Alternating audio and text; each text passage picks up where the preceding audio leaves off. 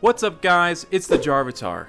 This video is going to be quite a bit different. It's probably going to be really beefy, but I've had these thoughts in my head that have just been bouncing around for a long time. Before I do go all in with today's topic, I'd love if you guys considered showing this video some love with a like and maybe a subscribe for more discussions like this one. Over the past few weeks, I've been doing playthroughs of both Pokémon Fire Red and Pokémon Ruby. Nostalgia aside, of course I love these games. I know that I will be playing them for the rest of my life most likely. I'm certainly no Gen 1er or a hater of the newer games. I love those ones as well, but I can't help but feel that there is certainly something different.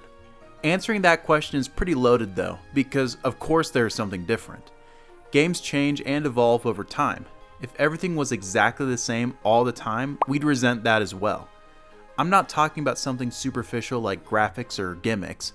There has certainly been a vibe shift. As isolated entries, I love newer Pokemon games quite a bit, but there is an undeniable shift in my perception of the newer games as a whole compared to the older ones. In exploring this shift, I feel like I've come to understand what may be the root cause of many of the major grievances people have had with Pokemon lately, and it may be more foundational than others may think. I hope that through this video, I'll be able to demonstrate exactly what I mean by all of this, and hopefully shine a light on what may have before seemed like an ambiguous feeling. In defining what this major difference is, I think we should take a step back and look at Pokemon as a whole. What have been Pokemon's most foundational themes since its inception?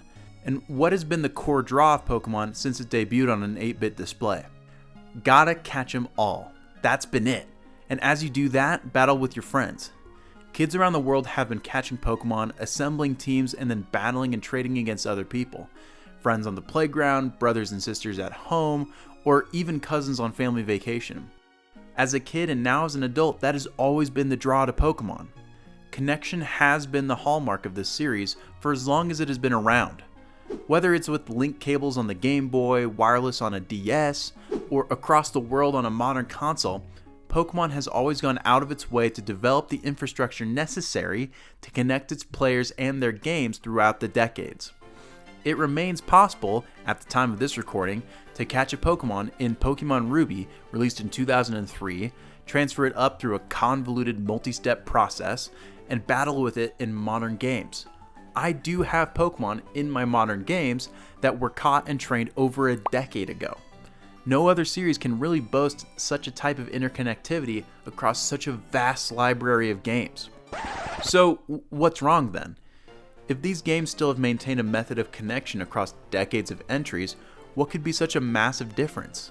The argument that I hope to make is that starting with Pokemon X and Y's switch to the Nintendo 3DS system, and fully materializing with the introduction of Pokemon Home on the Switch alongside Let's Go Pikachu and Eevee, the Pokemon Company has completely switched design philosophies and has adopted a new one that is more conducive to long-term interconnectivity. I believe that this switch in philosophy is responsible for many of the other problems that people have had with modern Pokemon, namely regional gimmicks and incomplete Pokedexes. To make it easier to explain the differences between these two design philosophies, I'll give them the names of linear connectivity and hub connectivity. Linear connectivity can be imagined exactly how it's defined, as a line. From one generation to the next, Pokemon could be transferred up, never to return to the games that they were caught in. Between the first and second generations of Pokemon, this could be seen to an extent. Pokemon could be traded between Gens 1 and 2, with the exception of any Pokemon introduced in Gold and Silver, or any old Pokemon with a move that was introduced in Gold and Silver. This was still way back in Pokemon's early days, but when Pokemon Ruby and Sapphire were released, with no way of connecting to the older games, we can see the beginning of the linear philosophy. Ruby, Sapphire, Emerald, Fire Red, Leaf Green, Colosseum, and XD together represent the third generation of Pokemon. And with all these games together, it was essentially possible, while certainly a pain in the butt, to catch all the Pokemon, with exception of any mythicals like Mew or Celebi. To move Pokemon from these games to the fourth generation, it requires permanently migrating them to a DS game. They can never return to a GBA cartridge. From there, we can see the linear approach to connectivity really on display. Pokemon can go from Gen 3 to Gen 4, never to return, and Gen 4 to Gen 5, never to return. This isolated each of these generations to an extent, giving them a unique identity and an incentive to complete the Pokedex anew each time. Nostalgia aside, transferring these Pokemon between generations is tedious and annoying. With the advent of internet connection in the DS and especially 3DS, it is no wonder that the Pokemon Company sought to streamline this process. At some point, I hope to do a video that details everything required to do such a transfer. Here's where the waters get murky, and we see the slow shift to a different approach in interconnectivity. Alongside Pokemon X and Y was introduced Pokemon Bank, a detached, paid-for service totally separate from X and Y, where you could store extra Pokemon. It was through this service that Pokemon from Gen 5 could be transferred in. The 7th generation of Pokemon games in Sun and Moon also utilized the same service. Because of this, it is entirely possible to bypass X and Y entirely and transfer directly to Sun and Moon. Here's where we are seeing the introduction of a hub like Pokemon Bank to facilitate connection between games. But at this point, the design philosophy of the games wasn't really being altered by this. It is in the following Generation 8 that we see that fully realized. Alongside Pokemon's full entry onto the Nintendo Switch, the Let's Go games, we received a brand new storage software called Pokemon Home. Home has been the place ever since to keep your Pokemon as well as to transfer Pokemon between games. Since its introduction, we have had years of entries into the Pokemon franchise. Since the Let's Go games, we've received the entire 8th generation of Pokemon with games like Sword and Shield, Brilliant Diamond and Shining Pearl, and Legends Arceus. From there, we've moved on to the 9th generation with Scarlet and Violet, and sometime next year, Legends ZA. That is 6 years of Pokemon games now that are all connected into the same hub with Pokemon Home. Rather than these games having a line that connects them, we now have full connectivity between each game released since Let's Go. Similar to the interactions between Red and Blue and Gold and Silver, there are restrictions to what Pokemon can enter a given game. But at its core, it is entirely possible for me to catch, say, a Scyther in Let's Go, and then bring it to Sword, then go to Scarlet, then take it to Shining Pearl, and then go hop into Legends Arceus, and then go back to Let's Go. That is possible because of Home. This advanced level of interconnectivity is incredibly convenient and is a far cry from the olden days of shooting your Pokemon with pokey crossbows. It is also something that is infinitely more sustainable for the long-term capability to transfer Pokemon between games than what has come before. It is already incredibly convoluted and expensive to transfer Pokemon between games.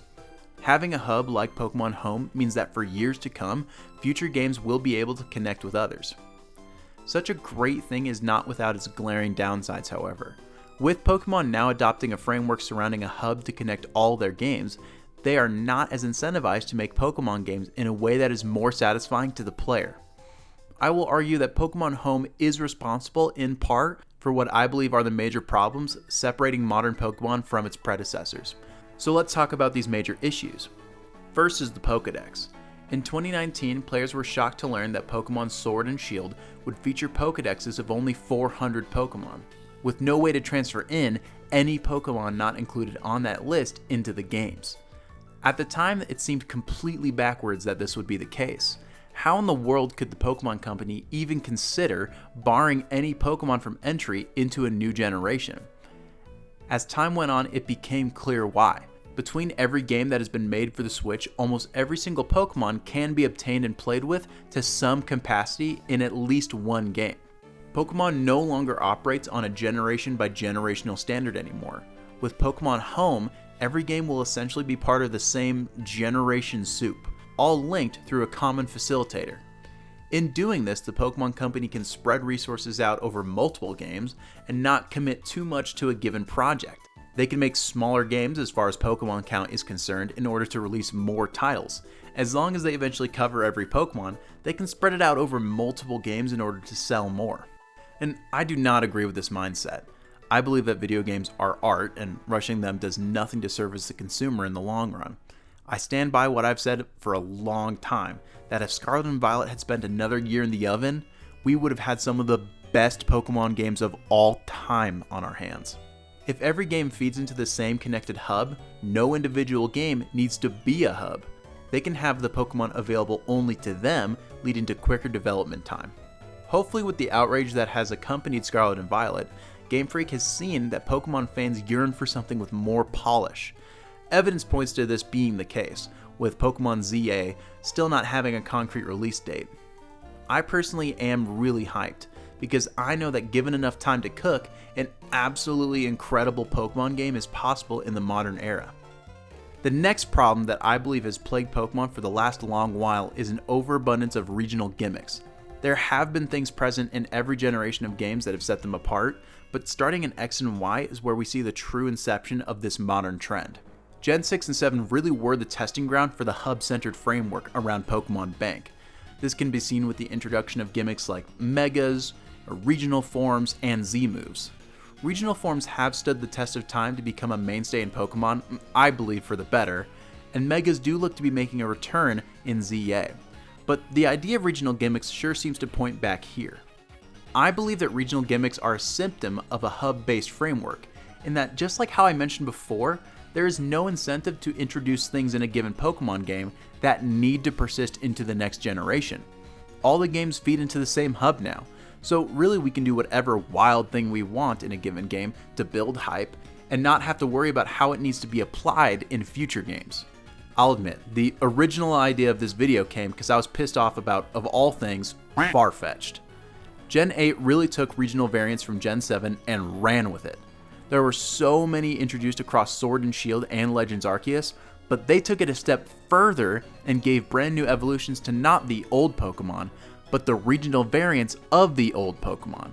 Corsola still remains a single-stage Pokemon, but its variant, exclusive to Sword and Shield, has an incredible evolution, an evolution that is restricted to only that game. I love Surfetch'd. I think its design is awesome, and after using one on my team, I came to rely on it as a total powerhouse. But because of the way we do Pokemon games now, I can't use it in any game at all besides the one it was introduced in 5 years ago. On top of that, because it is a regional evolution, there is a massive cloud of doubt around when at any point I will be able to use it again. In whatever future Pokemon game there is, I can't just catch any old Farfetch'd. Apparently, I gotta catch the slightly angrier one with the big leak, not the small leak. Those guys don't get to be Surfetch'd, I guess. Regional evolutions by design back the Pokemon Company into a corner when it comes to availability. But with Pokemon Home, they have no real incentive to resolve it. Pokemon don't need to be available wholesale. They can just wait in Home for their turn to come out and fight. Somewhere down the line, I'll probably be able to use my Onion Knight again, but until then, he awaits in Pokemon Home for the call to adventure. And I'm sure that other weirder groups of Pokemon introduced since Gen 7, like Ultra Beasts and Paradox Pokemon, will endure a similar fate, banished to our storage boxes never to see the light of day. I believe that Game Freak is aware of the problem that this causes, and that is why there was only one regional evolution introduced in Gen 9 with Wooper into Clodsire. In Scarlet and Violet, Pokemon stuck to what I've been wanting for a long time, with brand new evolutions of old Pokemon like King Gambit and Farigiraf. Circling back to the point, regional gimmicks can lead to the individual games feeling isolating. One of the joys of Pokemon is that interconnectivity between games, and when we treat the individual games like islands where entirely different things happen, it pulls away from some of that magic that is so palpable in early generations. In conclusion, I believe that basing Pokemon games with the crutch of the central hub to connect it with the other games leads to significant problems in design. Namely, it invites the temptation to cut corners and to make a game that does not provide the full experience that fans are seriously hoping for. This can be seen in smaller regional Pokedexes and rushed buggy messes that are not up to the standards set by contemporaries on the same hardware. This framework also incentivizes design that looks for ways to set specific games apart without any consideration on how those mechanics need to be applied by other games. From this we can see both great regional gimmicks, like regional variants, and bad gimmicks, Dynamax! The incentive to play a Pokemon game should be the one that has always persisted throughout its nearly 30-year history, and that incentive is to catch them all. All these issues aside, of course I see that Pokemon Home is totally necessary and is an infinitely better tool for connecting Pokemon games than what has come before. I just want to make sure that it doesn't end up inadvertently harming what makes Pokemon so intrinsically fun and endearing. I believe that Pokemon knows all of this that I've been saying throughout this whole video, and I think that their near abandonment of regional evolutions speaks to that, and especially their decision to take more time making the next Pokemon game as an example. Signs point to Pokemon Legends ZA coming out next year, and given that Pokemon's 30th anniversary will be the year after that, I wouldn't be surprised if we saw the introduction of Pokemon's 10th generation. There would be nothing better than to not only celebrate Pokemon entering its 4th decade with new games, but with games that boast the message, "Everyone is here." I hope that this is the case, and hopefully my poor Sword Duck gets the opportunity to see it. Thanks for sticking to the end of what has certainly been my most in-depth Pokemon discussion video yet. Let me know if this was the kind of thing you were a fan of by leaving a like on this video. I certainly did not go over every issue on the minds of everyone, so if there was something I missed, make sure to let me know in the comment section. And if you're a fan of Pokemon, make sure to subscribe for some more awesome Pokemon content. On top of that, if you're into the TCG aspect of the Pokemon franchise, make sure to swing by Garchomp Collectibles for that kind of thing. And with that, peace out, Pokemon trainers.